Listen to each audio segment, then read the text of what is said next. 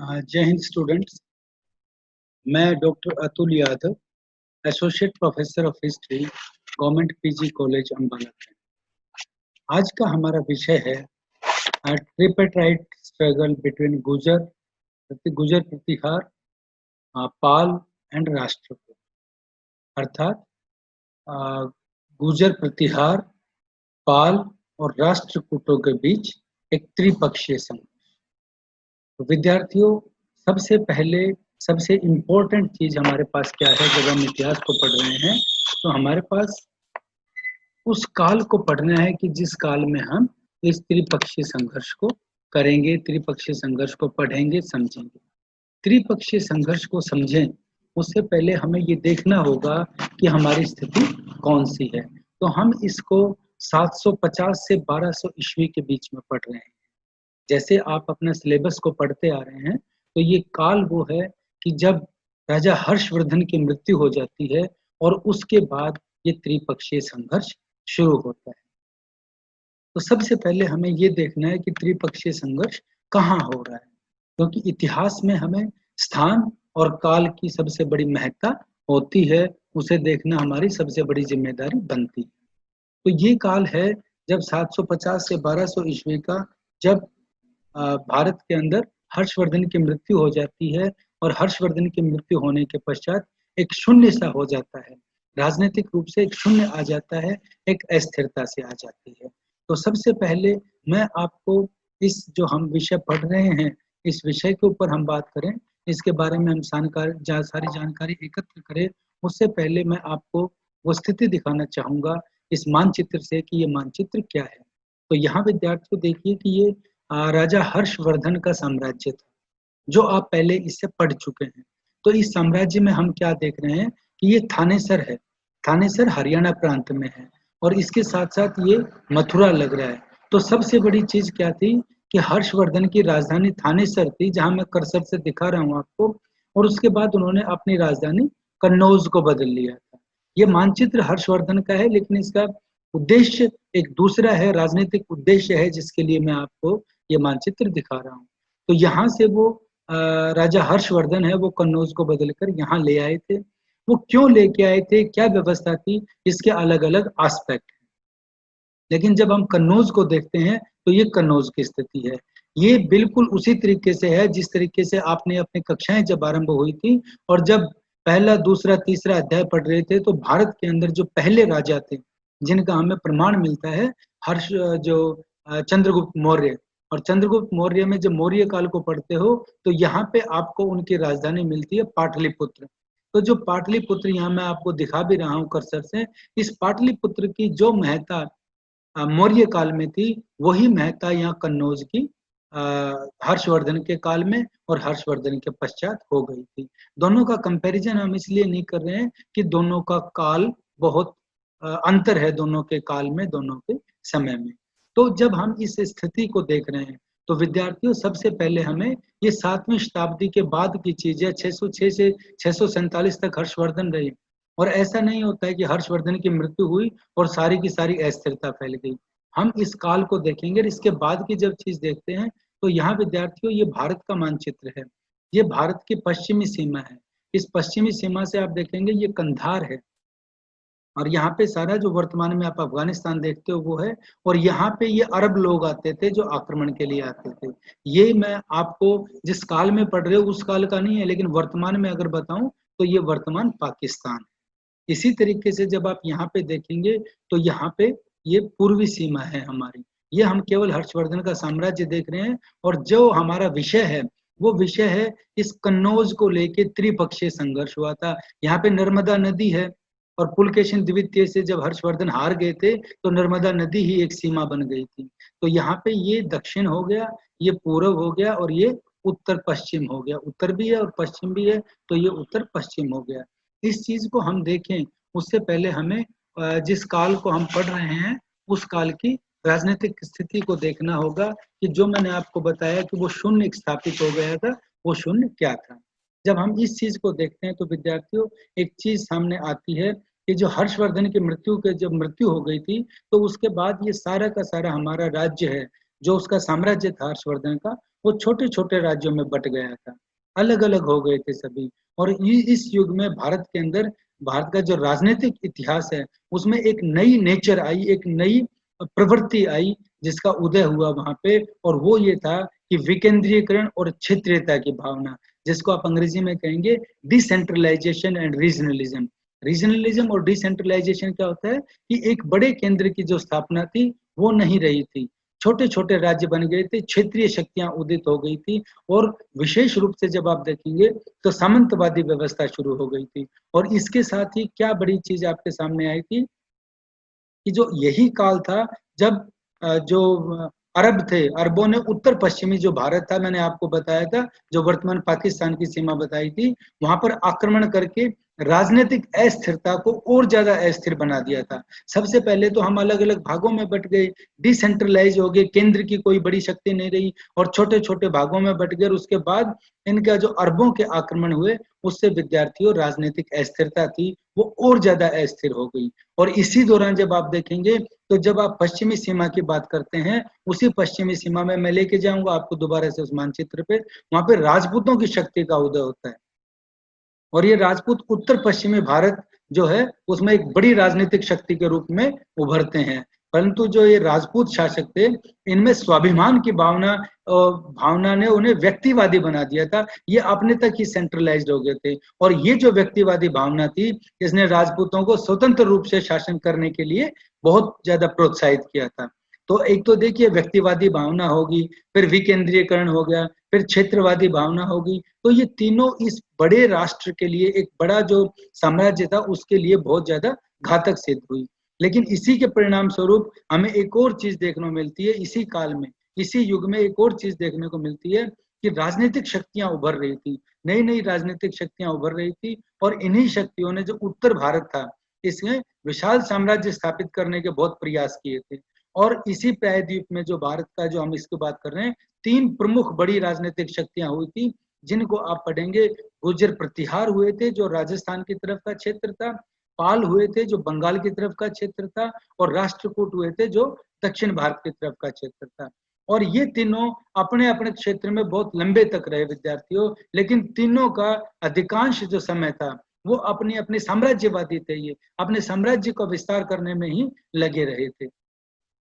तो इससे जो गंगा यमुना के बीच का जो क्षेत्र था उसको हड़पने के लिए इनकी लड़ाइयां चल रही थी। जब वो गंगा यमुना के बीच का क्षेत्र क्या था, तो वो मैं बताऊंगा आपको कि उत्तरी भारत में राजनीतिक केंद्र जो कन्नौज था वो बन गया था, और उसी को लेके ये सारा झगड़ा चल रहा था। क्यों चला था? क्योंकि हर्षवर्धन की जो मृत्यु हुई थी उसके बाद राजनीतिक शून्यता हो गई थी बेटे। विद्यार्थियों, कोई भी पॉलिटिकल रूप से स्ट्रॉन्ग चीज नहीं रही थी, और उसी का लाभ उठा करके इस जो कन्नौज था इसको लेके झगड़ा शुरू हुआ था। मैं एक बार फिर आपको मानचित्र पर लेके जाता हूँ। ये देखिए यहाँ पे हम, क्योंकि जब भी हम इतिहास की कोई घटना पढ़ते हैं तो भूगोल उसके साथ चलता है। ये जो क्षेत्र आपने अपने जब पहले हर्षवर्धन को पढ़ा होगा तो उसमें ये कन्नौज को क्षेत्र के लेके आए थे, और ये दो नदियों के बीच का क्षेत्र था जिसको दोआब बोला जाता है। और दोआब का क्षेत्र क्या होता है विद्यार्थियों, आप अपने आप को जब उस काल में लेके जाएंगे या वर्तमान में भी समझेंगे तो बराबर भौगोलिक स्थिति बराबर होती है और उसका परिणाम भी बराबर होता है। ये जो क्षेत्र था, इस क्षेत्र के अंदर जब दो नदियों के बीच का दोआब बन जाता है, दो आब, उसका संधि विच्छेद करेंगे तो दो नदियों के बीच का क्षेत्र है वो, क्योंकि पानी आता है, वो पानी ऊपर से आ रहा है, सारा का सारा हमारे उत्तर की तरफ से वो पानी आ रहा है। और नदियों में पानी आता है तो उसके अंदर प्राकृतिक अवशेष भी होते हैं, और पानी जब बदलता हुआ चलता है इस क्षेत्र से आगे निकलता है तो विद्यार्थियों इस क्षेत्र का जो दोआब जिसको बोला जाता है उसका उपजाऊपन बहुत ज्यादा बढ़ जाता है। और उपजाऊपन बढ़ने से कृषि बहुत होती है। और प्राचीन काल में भी, मध्यकाल में भी और वर्तमान में भी अगर देखें हम, तो भारत एक ग्रामीण पृष्ठभूमि वाला देश है। तो इसके अंदर जो कृषि ही वो मुख्य साधन है आय का। तो इसी कारण से कन्नौज को लेके ये व्यवस्था हो रही थी। दूसरा, जब आप कन्नौज को देखेंगे तो आप भारत के जिन धार्मिक स्थलों की बात करेंगे वो धार्मिक स्थल भी यहीं से लगते हैं। तीसरी चीज विद्यार्थियों, कन्नौज के लेके इंपॉर्टेंस क्या थी कि कन्नौज अगर देखा जाए, आप ये भारत का मानचित्र देख रहे हैं, इस मानचित्र के कुछ हद तक सेंटर में पड़ता है, ये केंद्र में पड़ रहा है। तो इस केंद्र में पढ़ने के लिए, इस कन्नौज पे अधिकार के लिए सारी लड़ाइयां हुई थी। और जो पर्टिकुलर संघर्ष हम पढ़ रहे हैं गुर्जर प्रतिहार, पाल और राष्ट्रकूट का, वो इसी को लेके था। क्योंकि अगर इस कन्नौज के ऊपर अधिकार होगा तो ये बंगाल का जो शासक है वो आगे बढ़ेगा इधर उत्तर की तरफ, पश्चिम की तरफ या उत्तर पश्चिम की तरफ, और यही शासक है फिर ये दक्षिण की तरफ जाएगा। और इसी मायने में जब आप राष्ट्रकूटों को लगाएंगे तो वो इस तरफ जाएगा, और अगर आप इनको लगाएंगे गुर्जर को और जो प्रतिहार थे वो भी आगे जाएंगे, तो इसी चीज को हम आगे बढ़ाएंगे। मैं एक और मानचित्र में आपको सिस्टम बड़ा अच्छा दिखाता हूँ। ये देखिए, इस मानचित्र में ये कन्नौज है। अब कन्नौज के बीच ये पाल का सारा राज्य है, और ये गुर्जर प्रतिहार का है, और ये राष्ट्रकूट का है। तो इस क्षेत्र को लेकर के वो झगड़ा कर रहे हैं, क्योंकि इसके ऊपर अधिकार का अर्थ क्या है। मैं फिर मानचित्र पर जाता हूँ, तो इस पे अधिकार का अर्थ क्या होगा विद्यार्थियों, कि उत्तरी भारत के ऊपर नियंत्रण करना। दक्षिण का सीधा संपर्क यहाँ से होता है। अगर यही चीज है तो पूर्व का शासक है वो उत्तर पश्चिम की तरफ जाएगा, और उत्तर पश्चिम का शासक है वो आगे बढ़ेगा। तो ये एक सुरक्षित स्थान है जिसको लेकर के ये झगड़े हुए थे। तो अब हम यहाँ पे देखेंगे कि तीन चीजें हमारे पास सामने आती हैं। जो संघर्ष होता है, हम उस समय में पहले दो चीजें देखिए विद्यार्थियों सामने आती हैं, एक पॉलिटी और इकोनॉमी।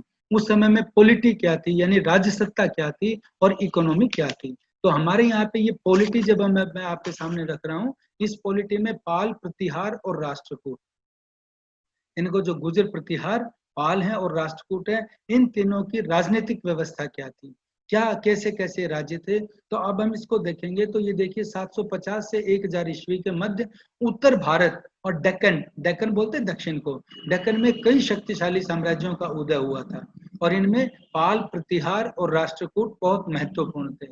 और राष्ट्रकूट साम्राज्य बहुत लंबे समय तक चला था, जो अपने सर्वाधिक शक्तिशाली था। जब आप इसको जैन धर्म में भी देखेंगे तो वहां पे कला का बहुत विकास हुआ था, और इस कला के साथ साथ और मंदिरों का विकास आएगा, और सोमनाथ के मंदिर का भी आप इसमें जिक्र पाएंगे, जो मैं आपको आगे बताऊंगा। और इसी कड़ी में जब देखेंगे तो पाल राजवंश की जो स्थापना है वो विद्यार्थियों 750 ईस्वी में गोपाल, एक शासक था इनका, गोपाल ने की थी, जो पहले एक मुखिया था लेकिन बाद में बंगाल का राजा बन गया। और वास्तव में वह बंगाल का पहला बौद्ध राजा था, और गौड़ राजवंश को वो उसके उनके जो गढ़ कामरूप में उसने शिकस्त दी थी, और वहां पे अपना प्रभुत्व स्थापित किया था। तो ये वहां की उस समय में राज्य व्यवस्था है। तो उस राज्य व्यवस्था को हम देख रहे हैं कि क्या राज्य व्यवस्था है। ये हम तीनों की चीजें देख रहे हैं। मैं आगे यहाँ हम तीनों का जो एक विवरण कर रहे हैं। यहाँ पे पाल आता है हमारे पास सबसे पहले। पाल कौन से राजा थे, जो विद्यार्थियों बंगाल की तरफ थे। तो पाल राजवंश की स्थापना 750 ईस्वी में गोपाल द्वारा की गई थी, जो मुखिया था और बाद में बंगाल का राजा बना, और वह पहला बौद्ध राजा था। और जब उसकी मृत्यु हुई थी तो बंगाल और बिहार के अधिकांश क्षेत्र उसके नियंत्रण में आ चुके थे। जो बंगाल के साथ का क्षेत्र था वो उसके पास आ लिया था। बंगाल की ही क्यों बात कर रहे हैं, क्योंकि वहां से समुद्री व्यापार के भी सुविधा थी। गोपाल का उत्तराधिकारी धर्मपाल बना। ये दो ही राजा बड़े इंपॉर्टेंट होंगे। और धर्मपाल, जिसका काल था 770 ईस्वी से 810 ईस्वी के बीच में, उसके शासनकाल के दौरान पाल साम्राज्य उत्तर और पूर्वी भारत में सबसे शक्तिशाली राज्य बना। पूर्वी भारत मैंने दिशा आपको बताई थी, और उत्तर भारत में आ गया। उसने गुर्जर प्रतिहार और राष्ट्रकूटों, यानी गुर्जर प्रतिहार तो एक है, और राष्ट्रकूटों के साथ लंबे समय तक युद्ध लड़ा। और गुर्जर प्रतिहार राजा नागभट्ट द्वितीय के खिलाफ अपनी हार के बावजूद वह अपने साम्राज्य को पूरे बंगाल और बिहार तक विस्तारित कर चुका था। यहाँ पाल के साथ साथ विद्यार्थियों एक और चीज आपको बताऊंगा मैं। जब हम इस मानचित्र को देख रहे हैं, यहाँ पे ये देखिए, ये तीनों का संघर्ष है। यहाँ पे पाल है, और यहाँ पे राष्ट्रकूट है, और यहाँ पे गुर्जर प्रतिहार है। ये जो इनका युद्ध का क्षेत्र है, यहाँ इस पूरे के पूरे अध्याय के अंदर आप पाएंगे और अपनी पुस्तक में पढ़ेंगे, कभी भी तीनों शासक हैं, ये तीनों शासक इकट्ठे नहीं लड़े, तीनों बारी बारी से लड़े हैं एक दूसरे के साथ। कभी पाल प्रतिहार लड़ गए, पाल प्रतिहार और गुर्जर लड़े, कभी राष्ट्रकूट के साथ लड़े, अलग अलग उनकी व्यवस्था रही है, अलग अलग वो लड़े हैं। तो इसी व्यवस्था को देखते हुए जब हम आगे बढ़ते हैं, तो इसमें पाएंगे कि जो व्यवस्था आगे चल रही है, इसमें गुर्जर प्रतिहार की चीज आ रही है। तो यहाँ हम एक और व्यवस्था देखेंगे। जब मैंने पाल के विषय में आपको बताया है, तो जब पाल के विषय में एक व्यवस्था बड़ी आ रही है वो यहाँ विद्यार्थियों हमारे पास चीज आती है। जब पाल वंश की हमने गोपाल तक पढ़ा था, और गोपाल के बाद जब धर्मपाल की हम बात करते हैं, तो धर्मपाल ने विक्रमशिला विश्वविद्यालय की स्थापना की थी, जो प्राचीन भारत का एक बहुत बड़ा शिक्षा का केंद्र था, और बौद्ध धर्म का और बौद्ध शिक्षा का तो बहुत ही बड़ा सेंटर था ये, जो भारत में बौद्ध धर्म का अध्ययन केंद्र रहा। और यह विश्वविद्यालय बिहार में भागलपुर के कहलगांव में स्थित है, जो वर्तमान में अगर हम इसको देखें। और फिर धर्मपाल का जो उत्तराधिकारी बनता है वो देवपाल बनता है। उसने अपने साम्राज्य को, जो देवपाल है, उसने आसाम, उड़ीसा और कामरूप तक फैला दिया था। ये कामरूप का चीजें फिर मैं आपको बार बार मानचित्र पर इसलिए ले जा रहा हूँ ताकि आप इसको समझें। अब ये देखिए, यहाँ पे आप उड़ीसा पाएंगे, तो ये उड़ीसा का क्षेत्र है। ये इस पूरे क्षेत्र के ऊपर उनका आधिपत्य हो गया था, या उन्होंने दूसरों को अपनी अधीनता स्वीकार करवा दी थी। ये आसाम आता है आपके पास, और ये बंगाल है, और ये उड़ीसा है, ये पूरा क्षेत्र इसके पास हो गया था। इसी तरीके से जब हम पाल के बाद दूसरी चीजें हम करेंगे, देवपाल बने थे। तो देवपाल ने पाल साम्राज्य को 995 ईस्वी से 1043 ईस्वी तक शासन किया, और उसका दूसरा बड़ा संस्थापक था ये, जिसने इतने लंबे समय तक राज किया था और इसकी सीमाएं बढ़ाई थी। जो पाल राज्य के पास से जो आपसी युद्धों के अंदर वो प्रदेश एक दूसरे से छीन लिए गए थे, वो वापस ले लिए। और इसका जो महिपाल के जो उत्तराधिकारी बाद में महिपाल बने, और महिपाल के उत्तराधिकारी थे वो कमजोर हुए, और अंततः इस युद्ध में शामिल होते रहे, त्रिपक्षीय संघर्ष में, और बाद में इनका साम्राज्य नष्ट हो गया, अस्थिर हो गया। दूसरी चीज हम देखते हैं गुर्जर प्रतिहार को। गुर्जर प्रतिहार को जब हम देखते हैं, तो इनकी स्थापना 6वीं शताब्दी ईस्वी में हरिश्चंद्र ने की थी, और 11वीं शताब्दी तक ये प्रभावशाली रहे थे। 11वीं शताब्दी तक यानी 1000 के बाद तक। और प्रथम जो इनके शासक थे नागभट्ट प्रथम, वो सबसे इंपॉर्टेंट रहे हैं। उन्होंने 730 से 56 ईस्वी तक राज्य किया, और ग्वालियर, बड़ूच, मालवा यानी जो मध्य प्रदेश, वर्तमान मध्य प्रदेश है, उसके क्षेत्र तक ये आ गए थे। राजस्थान से लेके और बीच तक, यानी मध्य प्रदेश के क्षेत्र तक आ गए थे। और नागभट्ट प्रथम ने अरब कमांडर और उसके अधिकारी, जो उत्तराधिकारी था तमीम, उसको राजस्थान में पराजित कर दिया था। जो अरब कौन से थे, जहां मैं एक बार फिर मानचित्र में आपको लेके जाऊंगा, और उनके सफलता पूर्वक अरब आक्रमण के खिलाफ पश्चिमी सीमाओं का बचाव किया था। तो यहाँ पे पश्चिमी सीमाओं की जब हम बात करते हैं, तो विद्यार्थियों ये पश्चिमी सीमाएं हैं, ये पश्चिम का क्षेत्र है, और ये इसकी सीमाएं हैं। और यहाँ से उसने जो अरब के अटैक हुए थे, उन अरब के अटैक्स को असफल करके और यहाँ तक मध्य तक वो आ गया था। ये चीज हम दिखाएंगे। ये मैं आपको दिखा रहा हूँ हर्षवर्धन के मानचित्र में, ताकि आप राजनीतिक रूप से उसको आसानी से समझ सकें। जब ये चीज हो गई थी, तो इसके बाद जो नागभट्ट प्रथम ने के बाद वत्सराज, इनके जो वंशज थे, वो उनके उत्तराधिकारी बने। और राजा धर्मपाल के साथ कन्नौज को लेके जो वत्सराज थे, इनके कई युद्ध हुए थे। और उसके बाद नागभट्ट द्वितीय जो बने, वो उनके उत्तराधिकारी रहे। और जो मैंने आपको पहले बता के आ रहा था, जो नागभट्ट द्वितीय थे, इसमें विद्यार्थियों जो सोमनाथ का मंदिर का पुनर्निर्माण करवाया था इन्होंने। ये सबसे बड़ा एक प्रश्न है आपके पास, अगर नागभट्ट द्वितीय की बात आती है, तो उन्होंने सोमनाथ का जो मंदिर है उसका पुनर्निर्माण करवाया था। ये बड़ी चीज इनके पास आती है।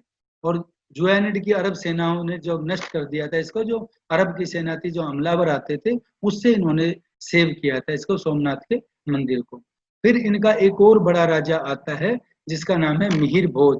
आपने इनके विषय में भी पढ़ा होगा कई जगह पे। मिहिर भोज भी इनके एक इम्पोर्टेंट शासक रहे हैं। तो मिहिर भोज की जब हम बात करते हैं, तो मिहिर भोज 885 ईस्वी तक अपना राज्य करते हैं, और बहुत जगह यानी गुजरात, मध्य प्रदेश और राजस्थान, इस पूरे क्षेत्र को अपने अधिकार में ले लेते हैं। और 10वीं शताब्दी में गुर्जर प्रतिहार की शक्ति में कमी आई थी। लेकिन राजा भोज की जब बात करते हैं इनकी, तो इसके बाद महेंद्रपाल प्रथम को हार गए थे, लेकिन जल्दी ही ये विघटित हो गया था राज्य, और सामंतों के क्षेत्र में आ गया। तो जो गुजरात की बात जब हम कर रहे हैं, तो ये फिर मानचित्र में देखिए, ये पूरा क्षेत्र उनके पास आ गया था। ये तो राजपूताना था ये राजस्थान का, ये गुजरात का क्षेत्र, और ये मध्य प्रदेश का क्षेत्र, इस पूरे बड़े क्षेत्र के ऊपर राज हो गया था। और ये कन्नौज है, तो यहाँ तक जिसकी सीमाएं हो गई थी वो कन्नौज पे अधिकार चाहता था, यहाँ इसकी सीमाएं हो गई थी जो अधिकार चाहता था, और मैं अभी बताऊंगा कि यहाँ से इनकी सीमाएं जाएंगी जो राष्ट्रकूट का अधिकार आएगा। ये हम भौगोलिक दृष्टि से देखें तो हमें इम्पोर्टेंट बनता है। फिर आता है राष्ट्रकूट। राष्ट्रकूट कन्नड़ मूल के थे, जो दक्षिण भारत की तरफ हम बात कर रहे हैं, और कन्नड़ ही इनकी भाषा थी।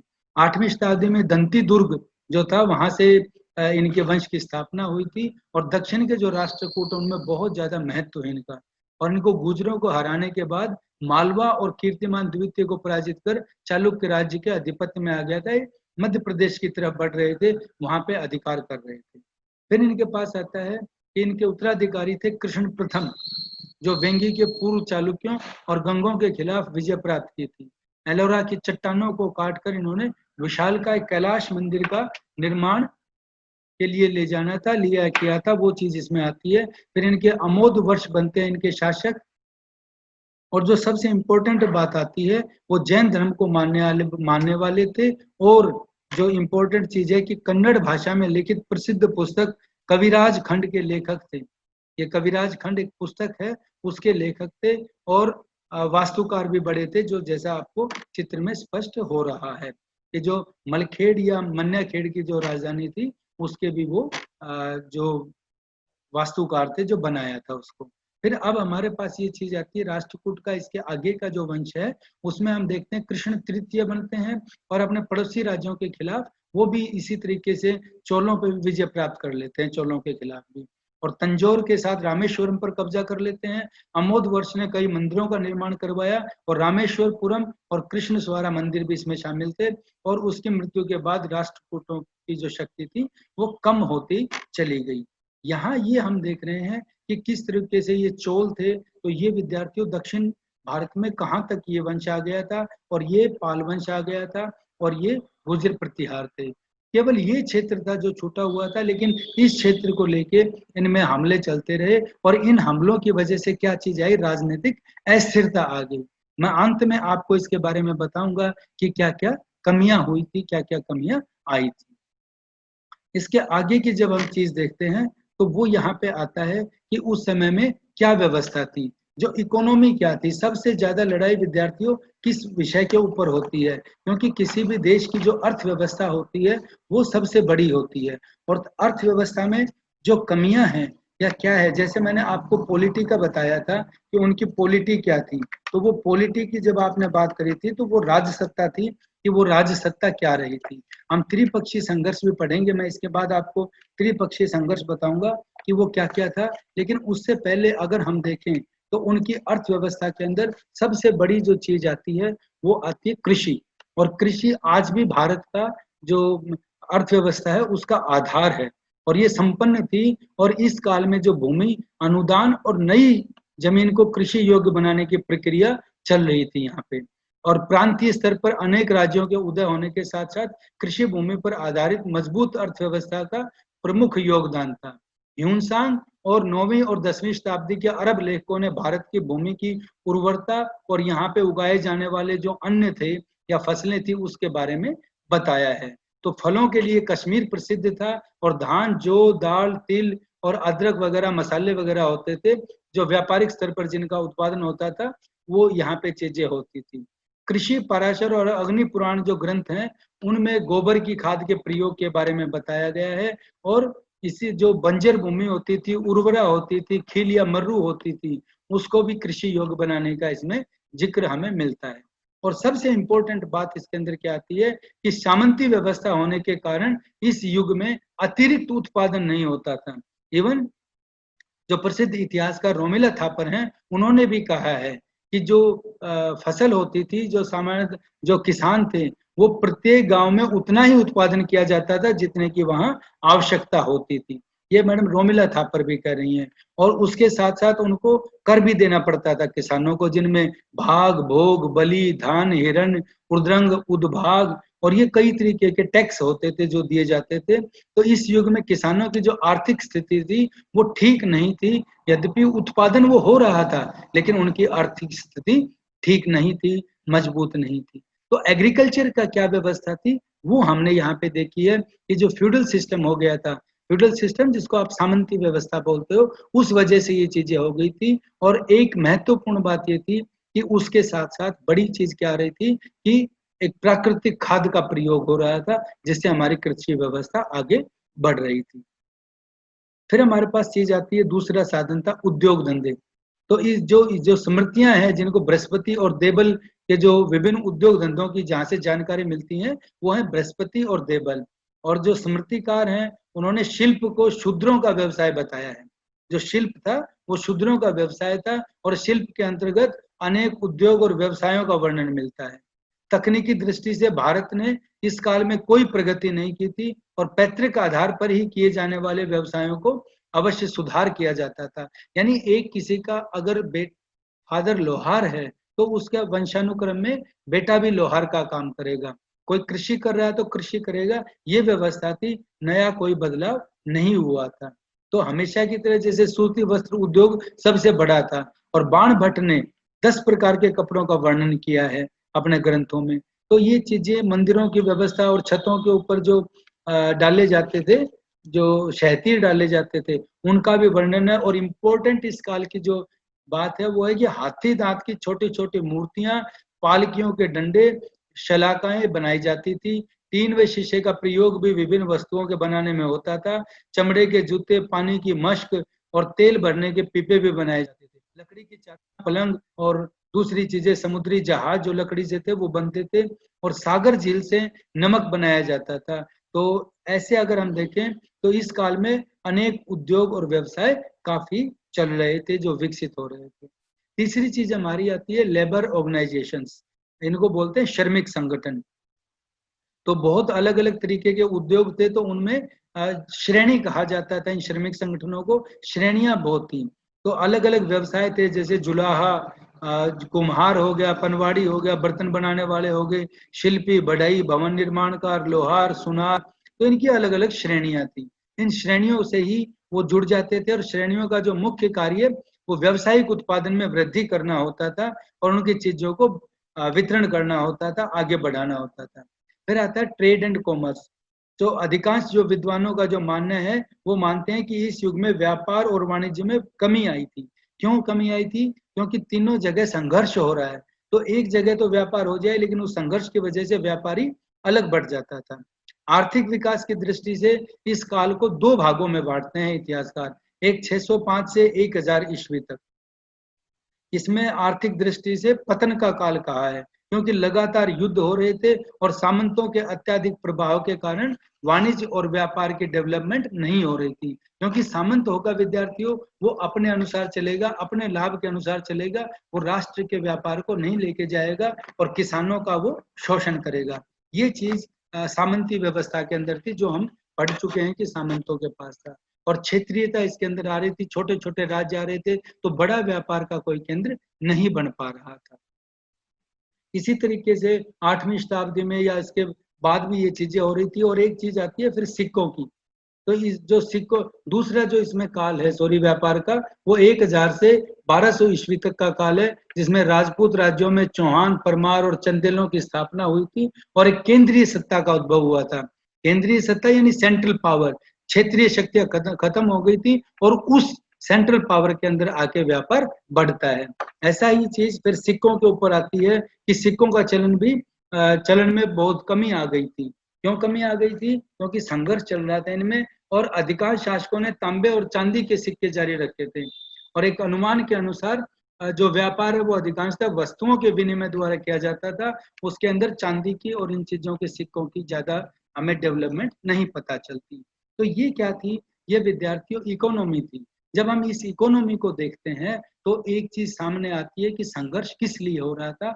अपनी आर्थिक संपन्नता के लिए। वो हमने लिया है, तो दो भागों में हमने इसको बांटा है। ये मैंने आपको ऊपर दिखा रहा हूँ कि यह इकोनॉमी, उनकी अर्थव्यवस्था क्या है। और इससे पहले हमने जो पहले की स्लाइड्स के अंदर अगर हमने देखा था, तो वो देखा था पॉलिटी क्या है इनकी, इनका राज्य सत्ता कैसे चल रही है। तो तीनों वंशों की हमने यहाँ हम कॉमन बात कर रहे हैं, तीनों वंशों की हम पॉलिटी भी देख रहे हैं, और उसके बाद उनकी इकोनॉमी में भी देख रहे हैं। इकोनॉमी के बाद आता है कि किन राजाओं के संघर्ष हुए थे। उन संघर्षों में जब हम आते हैं तो ये चीज सामने आती है। ये है ट्रिपल, ये ट्रिपेटाइज स्ट्रगल। जो त्रिपक्षीय स्ट्रगल है वो यहाँ पे आता है। ये गुर्जर प्रतिहार राजा हैं, जिसमें वत्सराज है, नागभट्ट है, राम बहादुर है और मिहिर भोज है और महेंद्रपाल हैं। ये 5 राजा हैं जो गुर्जर प्रतिहार वंश के रहे। पाल वंश के 4 राजा रहे जो 10वीं शताब्दी तक चले हैं। उनमें धर्मपाल है, धर्मपाल से ही युद्ध शुरू हुए थे, फिर देवपाल हैं, फिर विग्रहपाल हैं और फिर नारायणपाल हैं। और राष्ट्रकूट में अगर हम जाएं तो ध्रुव हैं, गोविंद हैं और अमोघवर्ष हैं और कृष्ण हैं। ये चीजें थी। और जब इनकी सीमाओं की जब हम बात करते हैं विद्यार्थियों, तो यहाँ पे ये सीमाओं की चीज आती है कि यहाँ पे पुलकेशिन द्वितीय से राजा हर्षवर्धन हार गए थे। तो ये नर्मदा नदी थी जो इसको बांटती थी उसकी सीमाएं। तो ये इन सीमाओं से अलग अलग तरीके से रह रहे थे। तो ये इनकी सीमाएं थी। और यहाँ मैं आपको स्ट्रगल दिखाता हूँ कि ये स्ट्रगल वास्तव में क्या था। ये देखिए विद्यार्थियों, ये गुर्जर प्रतिहार का स्थान है और ये स्थान देखिए बीच बीच में आ रहा है। ये बीच में क्या आने का मतलब क्या है? आपके मन में एक शंका होगी कि ये जो क्षेत्र है जिसके ऊपर ये मालवा का क्षेत्र है, जिसके ऊपर मैं कर्सर ले जा रहा हूँ, ये वो क्षेत्र है विद्यार्थियों। जब राष्ट्रकूट आगे बढ़ रहे थे तो वो इस क्षेत्र के ऊपर अधिकार कर लिया था उन्होंने। और फिर इन राजाओं के आगे बढ़ने से दोबारा से जब हमला होता है तो ये क्षेत्र इनसे चला जाता है और उस पर अधिकार कर लेते हैं। इसी प्रकार जो गुर्जर प्रतिहार हैं वो यहाँ पे अधिकार कर रहे थे।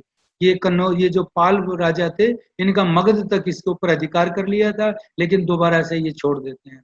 अब जब पाल राजा आगे बढ़ रहा है और प्रतिहार के अंदर लड़ाई हो रही है, तो एक राजा हरा रहा है तो दूसरा इसको आगे बचा रहा है इसको। तो इनका आपस में जो लड़ाइयाँ चलती हैं वो लड़ाइयाँ इनकी महत्वपूर्ण थी, जो आपस में इनका हो रहा है। तो इतने समय तक ये लड़ाइयाँ आपस में इनकी चलती रही।